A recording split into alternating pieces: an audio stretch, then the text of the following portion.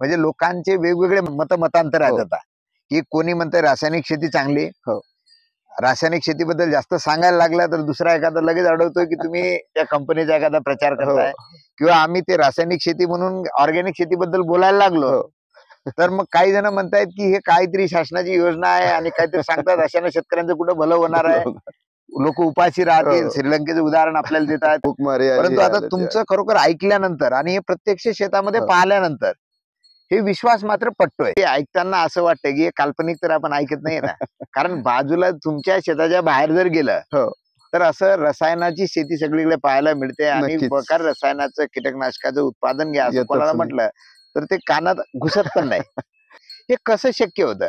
तुम्ही कसे इथं पोहोचलात किंवा कुठून शिकलात? नाही, आम्ही तर आता मी जे डॉक्टर चंद्रांना फॉलो करतो आणि आपले जे रविभाऊ मार्शेटवार आहेत वाशिमचे, तर सुरुवात त्यांनी जीवामृत पासून केली. मी सुरुवातीला जीवामृत केलं, पण माझ्या या एवढ्या मोठ्या 20 एकराला करायचं म्हणजे जीवामृतचं माझं थोडंसं कठीण होऊन राहिलं होतं. किंवा त्याला चाळायला गाळायला त्यात जास्त वेळ किंवा एवढं शेण आणि ते थोडं मला जास्त त्रासदायक होतं. मग हे डिकम्पोजर भेटल्यामुळे ते एकदमच म्हणजे एकदम इतकं सोपं झालं की खूपच जास्त.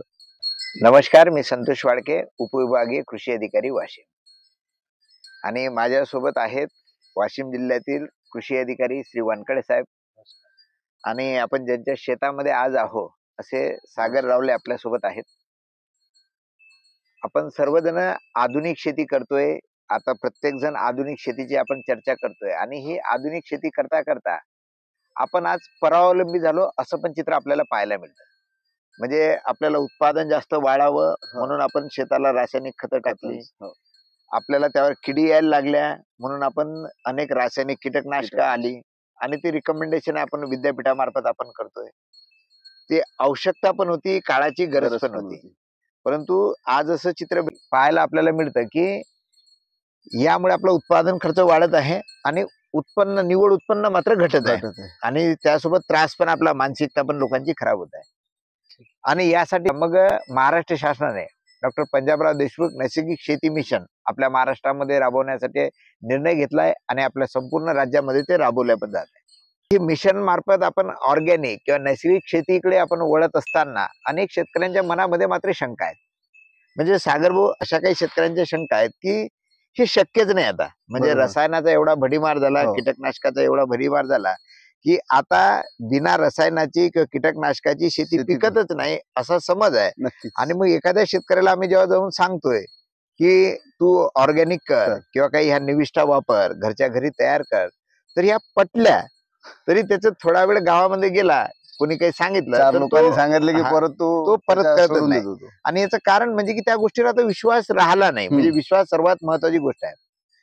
परंतु आज आपण ज्यांच्या शेतामध्ये आहोत, सागरभाऊ रावले यांच्या, तर हे पूर्णपणे मात्र कोणतंही बाजारातून तुम्ही रासायनिक खत विकत आणत नाही, कीटकनाशक तुम्ही विकत आणत नाही, आणि ही नैसर्गिक शेती इथं करताय. तर आज आपण यांची नैसर्गिक शेती कशी आहे हे पूर्णपणे यांच्याकडून जाणून घेऊ, आणि त्याचसोबत आपल्यासोबत जे वानकडे साहेब आहेत तर त्यांच्याकडून सुद्धा टेक्निकल भाषेत थोडे नेमकं काय इथं असं होतं ते पण आपण समजून घेऊ. सागरभाऊ, तुम्ही रसायन वापरणं किंवा कीटकनाशक वापरणं हे किती वर्षापासून बंद केलं? साहेब, आता म्हणजे मला जैविक शेती म्हणजे सुरू करून मला हे 9वं वर्ष आहे माझं. कारण की मी ज्यावेळेस सुरुवात केली तर ती मी खर्च कमी करण्यासाठी मी हा पर्याय निवडला. बरं, म्हणजे आधी तुम्ही रासायनिक शेती रासायनिकच करायचो, जे बाकी करत आले ते आम्ही म्हणजे करतच होतो. कारण की जसं हे आपल्याला उत्पन्न पाहिजे किंवा सुरुवात, जसं मी ज्यावेळेस आलो त्यावेळेस रसायनाची सुरुवात सुरू झालेली होती, पण त्यावेळेस प्रमाण कमी होतं. पण ज्यावेळेस आम्ही आलो की नाही, अजून उत्पन्न पाहिजे, हे घ्यायचं ते घ्यायचं, भरपूर उत्पन्न, मग त्याच्यात आम्ही आमच्या खतांचा वापर किंवा औषधीचा वापर खूप जास्त प्रमाणात वाढवला. आणि कालांतरानंतर त्याची जमिनीवर आणि उत्पादनावर, खर्चावर, याच्यावर खूप मोठा त्याचा इम्पॅक्ट दिसायला लागला. आणि म्हणजे सांगायचं म्हणजे जमीन आमची 2 टाईपच्या जमिनीमध्ये, हलकी आणि भारी. तर भारी जमिनीमध्ये मला साधारणतः 1 एकर नागायला 6 तास लागून राहिले होते. घरचं ट्रॅक्टर असून 39 हॉर्स पॉवर, तर ते आम्हाला महाग पडून राहिलं होतं आणि लागत नव्हतं. मग आम्ही एका वर्षी बाहेरचं बोलवलं 50 HP चं ट्रॅक्टर, त्याला सुद्धा 6 तास लागले. आणि तो म्हणजे भाऊ, आता म्हणजे मी आता दुसऱ्याचं असतं तर त्यांनी नागरलं नसतं, कारण ओळखीचा आणि ट्रॅक्टरवाला म्हणजे आपण ट्रॅक्टरमध्ये, तर त्यांनी ते नागरून दिलं. पण भाऊ म्हणे लय कडक झालं म्हणे, बरं तुमचे वावर इतके म्हणजे कठीण आहे. मग आम्ही हा पर्याय निवडला आणि हळूहळू ते सुरू केलं. आणि आज जो 6 तासाचा वेळ आहे तो 2 ते 2.25-2.5 तासावर पर एकरचा नांगरायचा आलेला आहे. बरोबर आहे. आणि बाकीचा इतर जो खर्च जो आहे तोही म्हणजे आज असं झालं फक्त गुळाचा खर्च आम्हाला लागून राहिला. बरं. त्याच्यामुळे आमची जी उत्पादकताही वाढली आणि खर्चही कमी झाला. म्हणजे साधारणतः माझे 2.5 ते 3 लाख रुपये वार्षिक जो खर्च होता म्हणजे खत, औषध म्हणजे तुम्ही 9 वर्ष आधी पूर्णपणे रासायनिक 100% शेती होती, भरपूर म्हणजे असं प्रमाणात. सेंद्रिय शेतीचं कुठं वारे नाही, नव्हतं. काहीच मग नाही. याची एकाएकीकडे तुम्हाला दिसले की दुष्परिणाम त्याचे होत आहेत. हो. तुमची जमीन कडक होत आहे आणि तुम्हाला ते जाणवलं. हो. याची सुरुवात कशी झाली? सुरुवात म्हणजे जो खर्च आहे आता मी आमच्या हिशोबाने साहेबांनाही माहिती आम्ही 45 क्विंटल हळद काढली. कारण की बरं. साहेबांचा माझा बरेच वर्षापासून कॉन्टॅक्ट मध्ये आहे आणि वेळोवेळी साहेबांचं मार्गदर्शन घेऊन आम्ही त्याचा वापर करत आहोत. हा. पण उत्पन्न जास्त पाहिजे या याच्यात आम्ही मग खतांचं जे आहे रेकमेंडेशन समजा 25 किलोचं असेल तर आम्ही तिथे क्विंटल भर टाकलं. बरं. आणि मग त्याच्या ते खर्चही वाढत गेलं, उत्पन्न घटत चाललं. बरोबर. आणि मग ते ज्या पिकांवरती ज्या बिमाऱ्या जसं हळद आहे, हळदीवर करपा म्हणजे इतक्या लवकर यायला लागले की दिवाळीच्या पिरियड मध्येच करपा यायला लागला. बरोबर. आणि तो एकदा आला की तो कंट्रोल करण्यात मग ते इतके औषधांचा त्याला खर्च की विचारूच नका. बरं. आणि कंट्रोल शेवटी व्हायचंच नाही. सुरुवातीला ऍव्हरेज भेटले, नंतर मग ऍव्हरेज भेटून खर्चही भरपूर. बरं. आणि त्याच्यानंतर मग ते जसं साहेबांसोबत म्हणजे तुम्हाला रासायनिक शेती परवडत नव्हती. हो. साहेब तुमच्या मार्गदर्शनाला बिलकुल, होते, तुम्हाला रासायनिक बद्दल मार्गदर्शन पण हो, करायचे. हो. उत्पादन एकाकडे वाढायचं, हो. परंतु ते परवडत नव्हतं नाही. आणि म्हणून तुम्ही या नैसर्गिक शेतीकडे किंवा सेंद्रिय शेतीकडे शेती किंवा कमी खर्चाची शेती. बरं. कमी खर्चाची. हो. आता हे सेंद्रिय शेती करता म्हणजे नेमकं काय करता? मी जे डिकम्पोजर आहे जे डॉक्टर कृष्णचंद्रा म्हणजे बरं. गाझियाबादला जे आपलं तुमचं इन्स्टिट्यूट आहे हा. जैविकचं त्याच्यामध्ये ते तिथे सायंटिस्ट म्हणून आहेत. बरं. हा त्यांचा आविष्कार आहे. बरं. जे वेस्ट डिकम्पोजर आहे. बरं. तर हे त्यांनी जे गाईच्या शेणातून जीवाणू घेतलेले आणि विशेष म्हणजे हे गाईच्या ज्या गाई पहाडामध्ये आहेत ज्या गाईंना कुठलंही केमिकल बरं. किंवा कुठलंही अँटीबायोटिक कुठली गोळी जंताची नाही किंवा कुठलं असं म्हणजे ओके. मेडिकलचं किंवा याचं ॲलोपॅथीचं असं कुठलंही त्याला त्या गाईला किंवा दिलेलं नाही. अशा गाईचे त्यांनी त्या शेणातून ते बॅक्टेरिया वेगळ्या केलेले आहेत. बरं. आणि त्या जसं आता मला मग माहित झालं तर आम्ही ज्यावेळेस सुरू केलं तर सुरुवातीला मला जसं आता तुम्ही म्हणता की शेतकरी म्हणतात तर मलाही तोच डाऊट होता की कसं काय शक्य आहे. बरं. पण आम्ही ज्यावेळेस सुरुवातीला आमच्या एकरभर हळदीवर प्रयोग ज्यावेळेस केला आणि बाकीची 4 एकर माझी पूर्ण रसायनावर होती पण याच्यावर आम्ही अर्ध हे आणि अर्ध ते वापर केलं. तर या ज्याच्यावर आम्ही हे वेस्ट डिकम्पोजरचा वापर केला त्याच्यावर आम्हाला जो करपा आहे तो म्हणजे शेवटपर्यंतही त्या रासायनिक हळदीच्या तुलनेत याच्यावर एक 10 ते 20% पर्यंत आलेला दिसला. बरं. म्हणजे तुम्ही जैविककडे जेव्हा आले तर हो. तुम्हाला एक महत्वाचं साधन तुम्हाला भेटलं की ते म्हणजे Decomposer. Waste decomposer. हे वेस्ट डिकम्पोजर म्हणजे सुरुवातीला आणलं दरवर्षी आणावं लागतं का काय करता? नाही, हे एकदा तुम्ही आणलं तर हे लाईफ टाईम आहे तुमच्याकडे. म्हणजे तुम्ही 9 वर्षापूर्वी एकदाच आणलं. हो, नाही त्यांनी नंतर मग परत काही त्याच्यात चेंजेस करून दिले ते बोलवलं मी. पण एकदा तुम्ही जर घेतलं तर तुम्हाला ते आयुष्यभर किंवा लाईफ टाईम साठी म्हणजे परत बदलायची गरज एकदा जर आणतो म्हटलं तर त्याची किंमत काय किंवा कसं मिळणार ते? हे आता त्यांचं जर आपण त्यांनी त्यांचे काही लोक नेमलेले आहेत म्हणजे त्यांचे डीलर आहेत तर त्या डीलर कडून आपण बोलवू शकतो. बरं. आणि त्याची फार कमी कॉस्ट जे वेस्ट डिकम्पोजर आहे त्याची 150 रुपयेच कॉस्ट आहे. 40 ग्राम आता पाऊच मध्ये लिक्विड म्हणजे याच्यामध्ये पावडर फॉर्म मध्ये आलेलं आहे तर ते 40 ग्राम 150 रुपयालाच आहे. बरं. तर त्याच्यामध्ये त्यांनी आता जसं तुमचं कार्बन फिक्सेशन कार्बन क्रिएशन हे त्यांनी त्यात ऍड केलेले. आधी याच्यामध्ये हे नव्हतं पण आता त्यांनी सांगितलं की बा हे त्याच्यामध्ये आम्ही ऍड केलं. त्यांनी आता एकदा तुम्ही आणलं की परत आणायचं काम गरज नाही आणि तुम्ही तुमचं वापरत वर्षानुवर्ष म्हणजे तुमची फॅक्टरी घरी सुरू झाली आणि तुमचं ते इतर शेतकरी पण ते घेऊ शकतात. नक्की. मी जर विरजन तुम्हाला दिलं तुम्ही त्याला जर केलं तर ते तुमच्या शेतातही हजारो लाखो गावामध्ये सुद्धा एखाद्या शेतकऱ्याने चांगलं आणलं तर ते इतरांना फक्त त्याच्यात एकच दक्षता घेणं आहे की त्याला तुमचं त्याच्यामध्ये काही केमिकल पडू नये जेणेकरून ते बॅक्टेरिया किंवा ते विरजन खराब होऊ नये. आणि तुमचं रॉकेल पेट्रोल असेल म्हणजे जे ऑइली पदार्थ जेणेकरून त्याच्यावर तवंग आला तर त्याचं ते डिस्टर्ब होऊ नये याकरिता त्याला आपल्याला म्हणजे एक सेफ तेवढे त्याची काळजी घेणं. बाकी तुम्ही त्याला तयार करण्यासाठी एकदा वेस्ट डिकम्पोजरचं तुम्ही जे कल्चर आणलं त्याचं विरजन आणलं याला कसं वाढवता काय काय करता त्याला बनवायची फारच सोपी पद्धत आहे. समजा एक साधारणतः आपली 200 लिटरची टाकी आहे तर त्या टाकीमध्ये तुमचं एक 40 ग्रामचा पाऊच किंवा माझ्याकडून तुम्ही 1 लिटर नेलेलं विरजन त्या टाकीमध्ये टाकून द्यायचं. टाकी आपण पाण्याने भरून घेतलेली आहे आणि त्याच्यात 2 किलो 200 लिटरला 2 किलो गुळ टाकून द्यायचा आणि ते टाकल्यानंतर तुमचा एक साधारणतः 7-8 दिवसामध्ये ते तुमचं तयार होतं. थंडी असेल तर 2-4 दिवस जास्त लागू शकतात बरोबर. बाकी तुमची ह्युमिडिटीच्या वातावरणात तुम्हाला ते लवकर तयार होऊन जाईल. थंडी असेल तर वेळ लागेल. बरं. म्हणजे झालं याला बाकी काही बाकी प्रक्रिया नाही. असं म्हणजे काहीच याला 2 किलो गुळ आणि हो. फक्त तुम्ही सांगितलंय पाणी. पाणी आणि विरजंती किंवा ते तुम्ही त्यांची जी पलवलं ते पाऊच पावडर बरं. आणि मग याला तुम्ही काय फवारणी करता, पाण्यात देता का कसं करता? हो मी शेताला कसं द्यायचं? म्हणजे आता तुम्हाला जर जमिनीतून द्यायचं असेल तर तुम्ही तुमच्या जे आता समजा तुम्ही भोयदांडांनी पाणी देत असाल, स्प्रिंकलरने देत असाल हा. किंवा ड्रिपने देत असाल, या माध्यमातून तुम्हाला समजा तुमचं टार्गेट आहे की मला एका एकराला 500 लिटर द्यायचं की 1000 लिटर द्यायचं, तर बरं. तुम्ही त्याचं नियोजन जसं खालून जर तुम्ही भोयदांडान देत असाल तर एखादी कॅन घ्या, त्याला एखादी तोटी बसवा किंवा आपलं ड्रिपचं ते याच्यात लावून जीटीओ लावून तुम्ही त्याला त्या हिशोबाने सेट करा किंवा माझा दांड इतक्या वेळात जातो आणि हा. तितक्या वेळा माझं ते पाणी चालेल, ते त्या हिशोबाने त्याला ड्रिप सिस्टम ते थेंब थेंब जर पडत राहिला आपल्या फ्लो सोबत तर तो बरं. तुमच्या ह्याच्यामध्ये पूर्ण फैलेल. ड्रिप मधून तसंच, स्प्रिंकलर मध्ये द्यायचं असेल तर तसंच, म्हणजे इंजेक्टर आहे तुमच्याकडे, पंप असेल किंवा काही हे असेल कॉम्प्रेसर पंप, त्याच्यातून तुम्ही त्याद्वारे तर ते किती द्यायचं एका एकराला किंवा कसं? मिनिमम तुम्ही 200 लिटर तर ते तुम्ही 2000 5000 लिटर पर्यंत देऊ शकता. किती हेक्टरी? एकरी? एकरी. एकरी. एकरी म्हणजे एकरी. तुम्हाला समजा आता जर तुम्हाला असं वाटतं की मला माझ्या जमिनीत माझी जमीन लवकर सुपीकता तिची वाढवायची तर तुम्ही 5000 लिटर द्या. म्हणजे साधारणतः तुम्हाला 3 महिन्यामध्ये तुमच्या जमिनीमध्ये एकदम काय पलट झालेला इकडे 5000 लिटर साठी तुम्हाला इकडे गुळ लागणार 50 किलो. 500 लिटरला 5 किलो. हा 200 लिटर. हा. आणि जर तुम्ही जर क्वांटिटी मध्ये बनवता, आता माझी 2000 लिटरची टाकी आहे तर मी तिथे 1 किलोच्या जागी अर्धा किलोच गुळ वापरतो. बर. तर ते तसं तुम्हाला करता येईल, पण कमी क्वांटिटीत जर बनवत असाल तर तुम्हाला ते म्हणजे 100 लिटरला 1 किलो घ्यावं लागेल. 100 लिटरला 1 1 किलो. किलो. आणि सुरुवातीला आपण जर जमीन आपली सुपीक नाही आहे हो. तर ते मोठ्या क्वांटिटीत क्वांटिटी तुम्ही देऊ शकता किंवा मग 4000 तुम्हाला 2 लिटर. वर्ष लागतील, 3 वर्ष लागतील. तर बरं. तुम्हाला एकदम जर करायची तर एकदम तुम्ही 5000 लिटर द्या. म्हणजे तुम्हाला साधारणतः 3-4 महिन्यामध्ये तुमच्या जमिनीत फरक तुम्हाला जाणवते एकदमच. म्हणजे बरं. गांडुळांची संख्या वाढेल, जमीन नरम झालेली जाणवेल, तर ते बरं. तुम्हाला पहिल्या याच्यातच ते जाणवेल. म्हणजे आपण शेतासाठी वेस्ट डिकम्पोजर हो. तुम्ही एकदा कल्चर आणलंय, हो. त्याला वाढवलंय हो. आणि आता तुम्ही ती प्रक्रिया सांगितली की 200 लिटरला 2 किलो 2 किलो गुळ वापरायचा, पाणी वापरायचं, पाणी तुमचं रॉ मटेरियल आहे हो. आणि झालं अशा प्रकारे तुमचं तयार कल्चर झालं. हो. तुम्हाला जर रिझल्ट जास्त पाहिजे तर तुम्ही जास्त जास्त वापरता, प्रमाणात सोडा. हा. अन्यथा दरवर्षी. आता तुम्ही किती वापरता?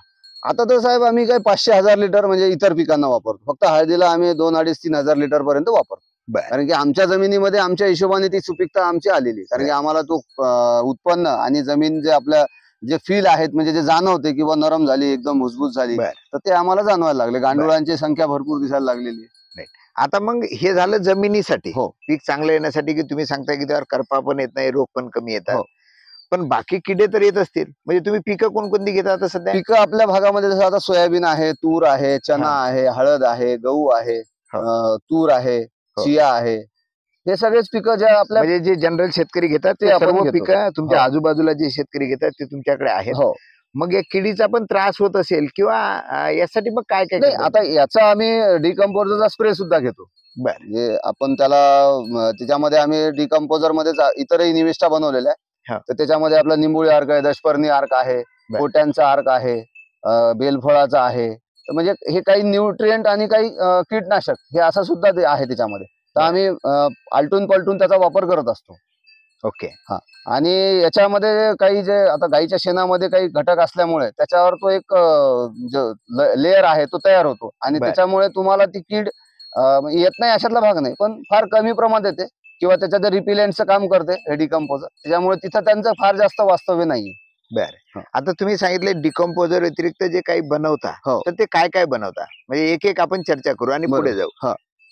तर आता आम्ही म्हणजे आमच्याकडे आहे लिंबोळी अर्क, जसं जो तुम्ही तुमचा कृषी विभाग जो रेकमेंड करते किंवा लिंबोळी अर्काचा लिंबोळ्यापासून जे बनवतो, हो. तर आम्ही 200 लिटर बॅरल मध्ये डिकम्पोजर भरतो. बर.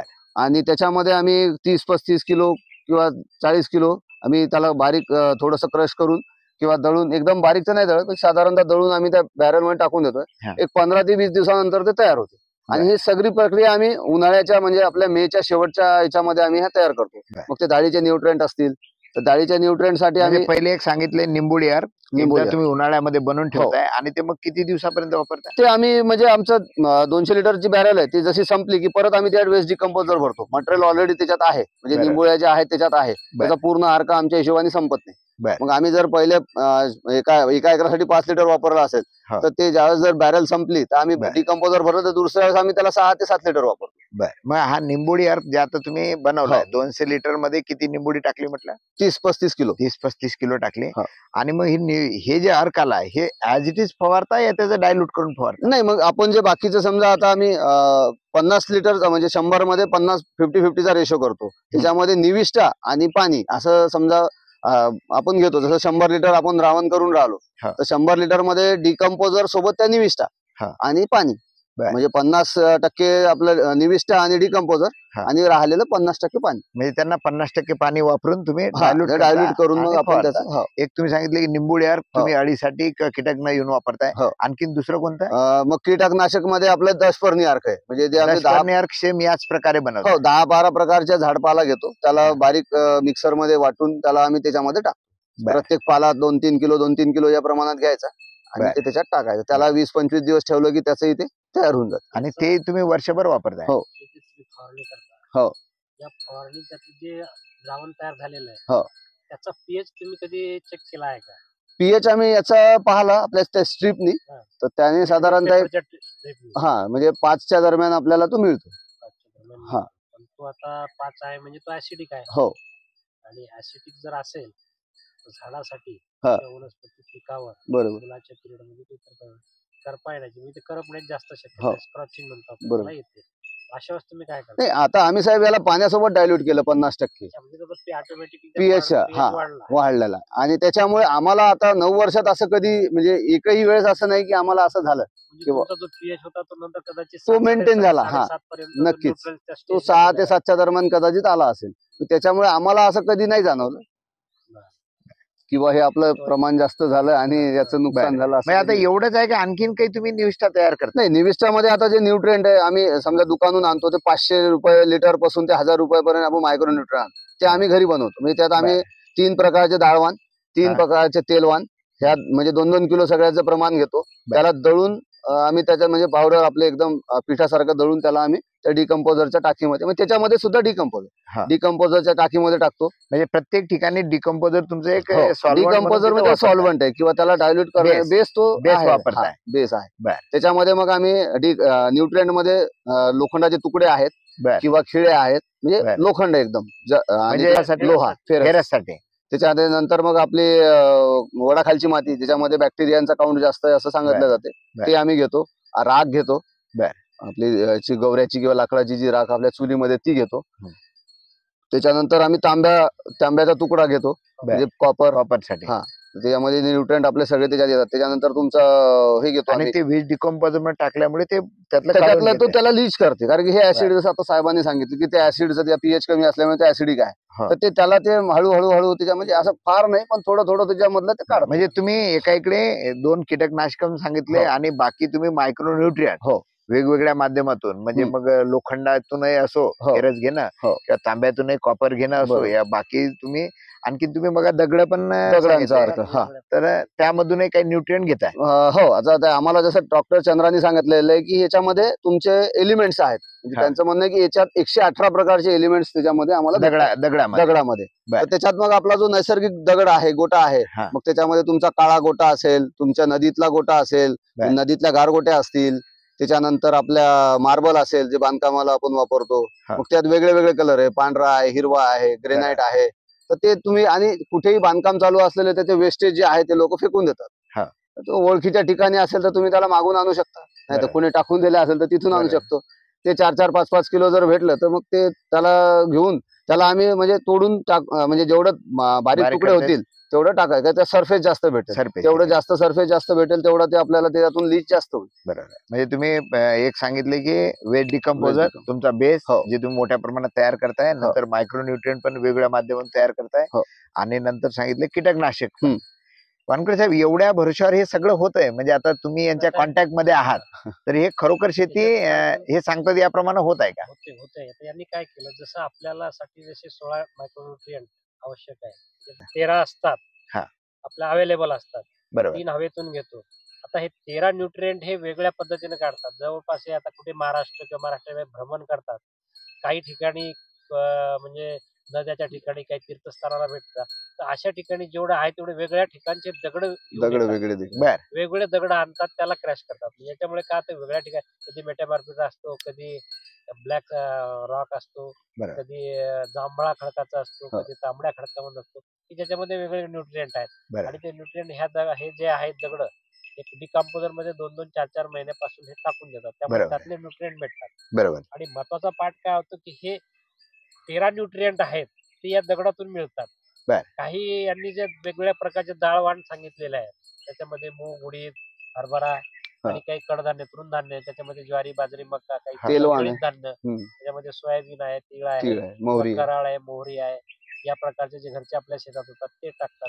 याच्यातून काय होतं की फॅटी ऍसिड पण मिळायला लागले, अमिनो ऍसिड पण मिळायला लागले, कडधान्यातून मायक्रोन्युट्रिएंट मिळाले, कार्बोहायड्रेट्स मिळायला लागले, प्रोटीन मिळाले, अमिनो ऍसिड्स मिळायला लागले. बरोबर. आणि या दगडातून जे बाकीचे एलिमेंट आहे, NPK आहे, हा. नंतर कॅल्शियम, मॅग्नेशियम, सल्फर आहे, आणि zinc, ferrous, boron, copper, manganese, molybdenum, बर. या सगळ्या प्रकारचे न्यूट्रिएंट याच्यामध्ये तयार होतात.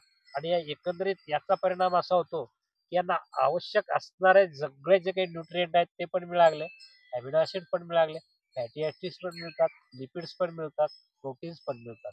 आणि या सगळ्याचा एक असा शेवटी म्हणजे यांना फायदा व्हायला लागला की जे झाडाला आवश्यक आहे, जे पिकाला आवश्यक आहे ते सगळे उपलब्ध करून द्यायला लागले.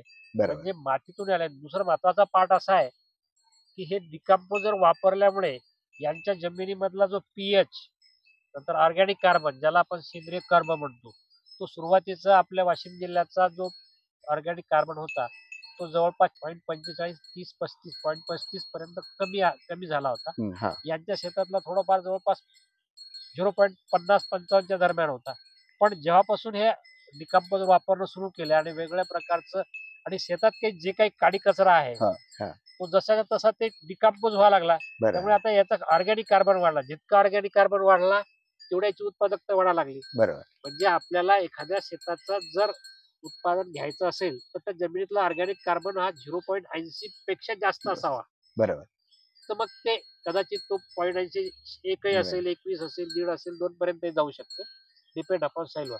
पण यांचा आता तो साधारणतः 1.10, 1.15, 1.20 पर्यंत आहे. म्हणजे आता तुमच्या जमिनीमधलं जे उत्पादन वाढलं तर याला कारण साहेबांनी आता सांगितलं की ऑर्गॅनिक कार्बन हा मोठ्या प्रमाणात वाढलाय. म्हणजे जमीन सुपीक बनली आणि सुपीक बनली की मग या मार्केट मधल्या अन्नद्रव्याची आवश्यकता नाही, तुम्ही जे थोडंफार देता त्यावर होत आहे. आता हे जे म्हणतात माझी माती हाताने जरी काढली तरी मी अर्धा फूट 1 फूट बोटाने काढतो, असं जर केलं जमिनीला तर माती निघते.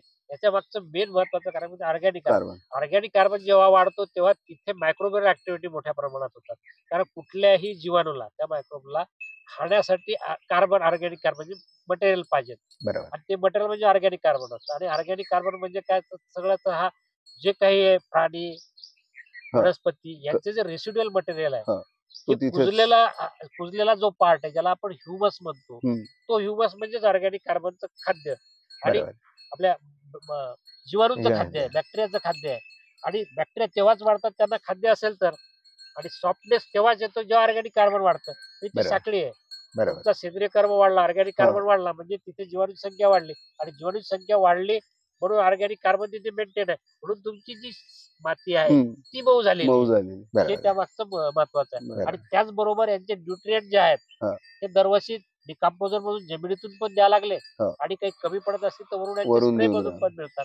बरोबर. त्याच्यामुळे याचं उत्पादन रासायनिक खताबरोबर जे मेंटेन केलं आहेत, तर हे रासायनिक खत न वापरता या सेंद्रिय पदार्थातूनच ते द्यायला लागले, आणि त्याच्या बरोबर किंवा थोडंफार 1-2 क्विंटल वर्क असं का होईना पण यांना मिळत आहे.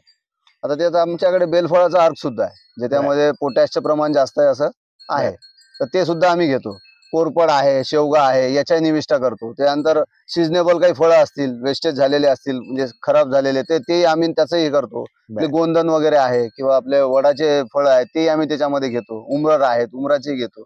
म्हणजे सिजनेबल म्हणा किंवा वेळोवेळी त्याचं ते पण डिकम्पोजर मध्ये त्यालाही त्यातले सगळे अन्न घटक ते त्याच्यात येऊन जातात, इकडे पिकाला वापर. आणि जो काडी कचरा आहे, तर आता हळदीमध्ये आम्ही जे तणकट आहे त्याला बाहेर काढत नाही, किंवा कुठल्याही पिकातलं निंदन झालं की त्याला तिथे फक्त एक जर बियावर जर आलं असेल तर मग त्याला बाहेर काढायचं, आणि बाहेर काढून त्याला फेकून किंवा जाळून नाही द्यायचं. त्याला एक आम्ही वेगळा गड्डा करून त्याच्यामध्ये टाकवतो, आणि त्याच्यात ते पूर्ण त्याला सडून मग नंतर आपल्या रुटीन खतामध्ये त्याला आम्ही वापरतो. म्हणजे आपण पाहिलं असेल की जेव्हा एखाद्या रासायनिक शेतीवरून सेंद्रिय शेती किंवा ऑर्गॅनिक फार्मिंगकडे आपण यायला शेतकऱ्यांना सांगतोय, नैसर्गिक शेती करायला सांगतोय, तर विश्वास पटत नाही. कारण आपण हे कधी आतापर्यंत केलं नाही नाही. किंवा कोण सांगितलं नाही. नाही आणि म्हणून आपल्याला असं वाटू शकतं.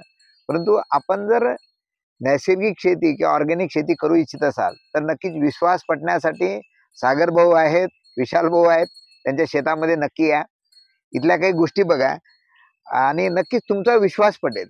सागर भाऊ, मला आणखीन जाणून घ्यायचे की तुम्ही आता हे नैसर्गिक शेती करताय, ऑर्गॅनिक शेती करताय, म्हणजे बाहेरून काही विकत आणत नाही. हो. म्हणजे तुमचा खर्च खूप कमी झाला असेल, मार्केटमध्ये जो जाणारा पैसा होता तो कमी झाला. साहेब साधारणतः आमचा जे आम्ही जो म्हणजे खतांचा जो किंवा ज्याचं टाकण्याचं प्रमाण वाढवलं होतं ऍव्हरेज म्हणजे उत्पन्न वाढवण्याच्या याच्यात, तर तो जर आजच्या तारखेत जर पाहिला तर 2.5 ते 3 लाख रुपयापर्यंत आमचा तो खर्च आजच्या तारखेत वाचून राहिला. म्हणजे लोक पेरतात आणि हा खर्च करतात. निसर्गाचं आजकाल खूप लहरीपणा झालेला आहे. बरोबर. उत्पन्न येईल तेव्हाच येईल, पण आज तर तुमचे तेवढे खर्च पैसे लागून होऊन बसले. पण आज आमच्या असं आहे की पेरायच्या आधीच आमचे पैसे तेवढे घरात आलेले आहेत. म्हणजे बरोबर. तेवढं माल आमच्या घरात येऊन पडलेला आहे. बरोबर. म्हणजे 2.5-3 लाख रुपयाचा 2 लाख रुपयाचा माल तो समजा आजच आमच्या घरात आलेला आहे. उत्पन्न येईल, नक्कीच येणार आहे आणि येते. पण एखाद्या वेळेस वातावरणाचा किंवा गारपीट झाली, काही असं झालं असेल त्यावेळेस जे नुकसान होते, पाऊस जास्त झाला तर तो आमचा खर्च कमी तिथे नसल्यामुळे आमचं तेवढं एक आमची धाकधुकी ते नक्कीच आहे. म्हणजे तुम्ही पण खर्च वाचवला म्हणजे उत्पादन सुद्धा उत्पन्न तुमचं वाढलेलं आहे. नक्कीच. बरं, आता जे उत्पादन येतं तुमच्या शेतामध्ये हो. तर ते किती येतं? म्हणजे बाकी शेतकऱ्याच्या एवढं येतं का, जास्त येतं का, बिलकुल. कमी येतं, काय होतं? मी आता साहेब बाकी खूप दूरच्या लोकांशी नाही, पण माझे शेजारी किंवा माझ्या शिवारातले लोक आहेत त्यांच्याशी जर तुलना केली तर मला त्यांना जेवढं येते तेवढा मला येते किंवा त्यांच्यापेक्षा काही ना काही प्लस येते. बरं. आणि हा जो खर्च वाचला तो अजून प्लस. बरं, म्हणजे एका इकडे खर्चही वाचवला हो. आणि उत्पादन मात्र उत्पन्न त्यांच्या एवढं आहे हो. किंवा त्यांच्यापेक्षा प्लसच आहे. जास्त आहे. हा. नक्कीच. म्हणजे आणि एक सांगायचं म्हणजे साहेब, ज्यावेळेस नवीन नवीन आम्ही ज्यावेळेस सुरू केलं तर याच्यात खूप जास्त म्हणजे बघ कसं करायचं, काय करायचं हे खूप मोठे प्रश्न असायचे. पण ह्या ज्या डॉक्टर चंद्रांनी आम्हाला ह्या वेगळ्या वेगळ्या निविष्ठा दिल्या किंवा आज इतर खूप शेतकरी आहेत जे करून राहिले, तर त्यांच्याकडे ह्या निविष्ठा सगळ्या म्हणजे त्यांनी सगळं एक सामग्री आपल्याला सांगितलेली आहे किंवा फक्त आपल्याला काही गोष्टी खूप सोप्या झालेल्या आहेत की बा हे बरं. केलं की आपल्याला याच्यातून हे भेटते. बरं, आता हे तुम्ही कसे इथं पोहोचलात किंवा कुठून शिकलात? नाही, आम्ही तर आता मी जे डॉक्टर चंद्रांना फॉलो करतो आणि आपले बरं. जे रविभाऊ मार्शेटवार आहेत वाशिमचे, हा. तर सुरुवात त्यांनी जीवामृत पासून केली. मी बरं. सुरुवातीला जीवामृत केलं, पण माझ्या या एवढ्या मोठ्या 20 एकराला करायचं म्हणजे जीवामृतचं माझं थोडंसं कठीण होऊन राहिलं होतं. किंवा त्याला चाळायला गाळायला त्यात जास्त वेळ किंवा एवढं शेण आणि ते बरं. थोडं मला जास्त त्रासदायक होतं.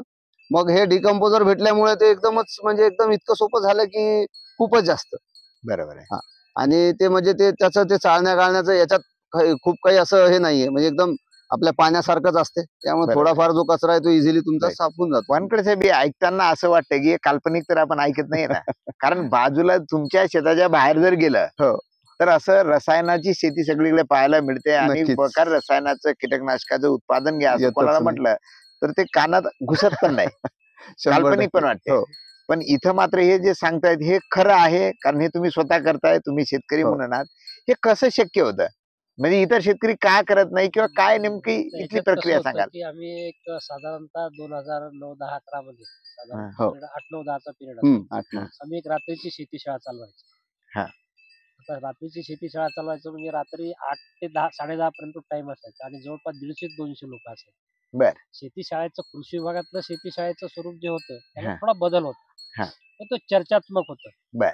आणि त्यावेळेस आज आता हे 10 वर्षापूर्वीपासूनचे समजा आमचे संपर्क शेतकरी म्हणा किंवा कॉन्टॅक्ट फार्मर ज्याला म्हणतो हा. आपण, असे 150 ते 200 लोक असायचे. बर. आणि त्याच्यामध्ये वेगळ्या पद्धतीची आमची चर्चा व्हायची आणि मग त्यांच्या अडचणी काय, मग उत्पादकता वाढण्यासाठी काय करायला पाहिजे, मग खर्च पण कसा कमी करता येईल, असं करत असताना ही आमची शेतीशाळा जवळपास 2.5-3 वर्ष चालली.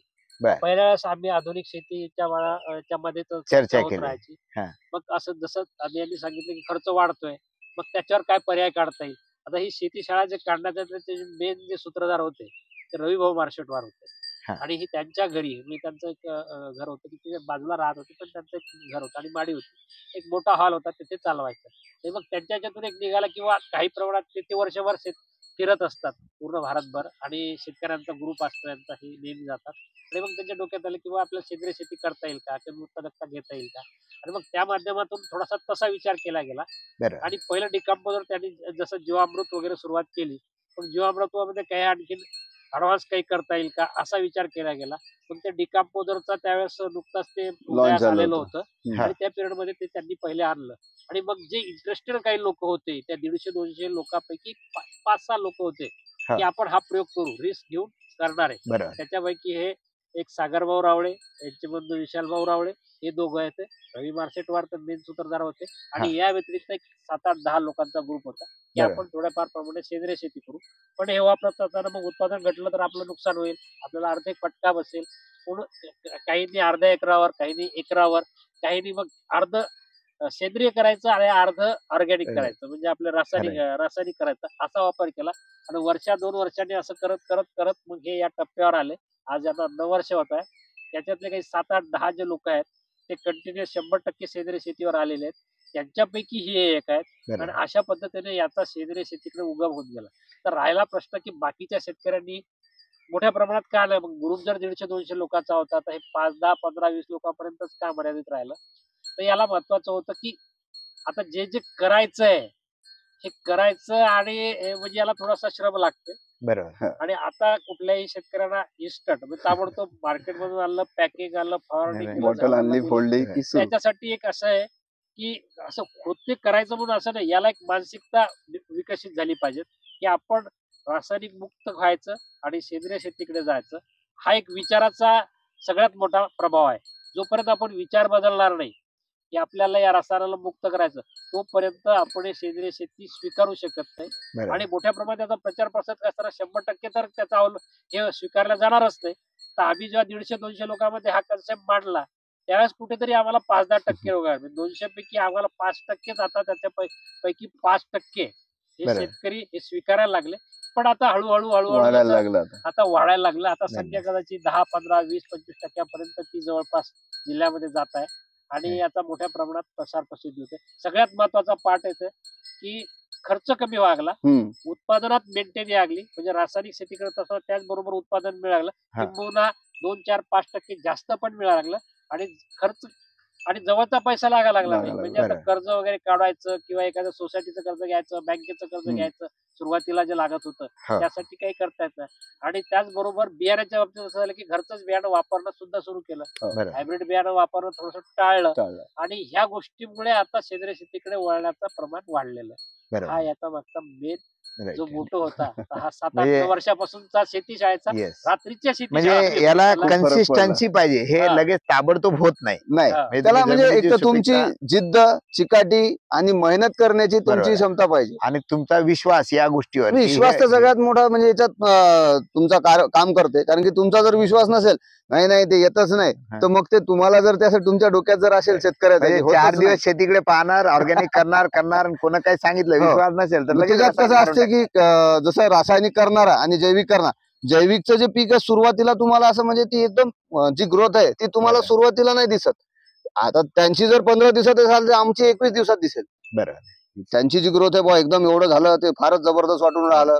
आणि त्यांची ती 7-8 दिवसातच बिलकुल ते खत असते ते लगेच काम सुरू होतं. तुमच्याकडे जमीन किती आहे? माझ्याकडे 20 एकर आहे. आणि 20 एकरावर तुम्ही पूर्ण. आता पूर्णपणे पूर्ण. कोणतेही रसायन वापरत नाही. नाही. बरं, हे मग आता जे माल तयार होतोय हो. याचं काही सर्टिफिकेशन केलं का काय? नाही साहेब, कारण की सर्टिफिकेशन करायला मला एकट्याला जर करायला तर त्याचे चार्जेस खूप जास्त आहेत. म्हणजे आपण बघू शकतोय की जर विश्वास असेल तर रासायनिक शेतीला आपण बाय बाय करू शकतोय. हो.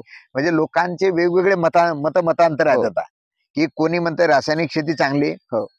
रासायनिक शेतीबद्दल जास्त सांगायला लागला तर दुसरा एखादा लगेच अडवतोय की तुम्ही त्या कंपनीचा एखादा प्रचार करताय, किंवा आम्ही ते रासायनिक शेती म्हणून ऑर्गॅनिक शेतीबद्दल बोलायला लागलो हो.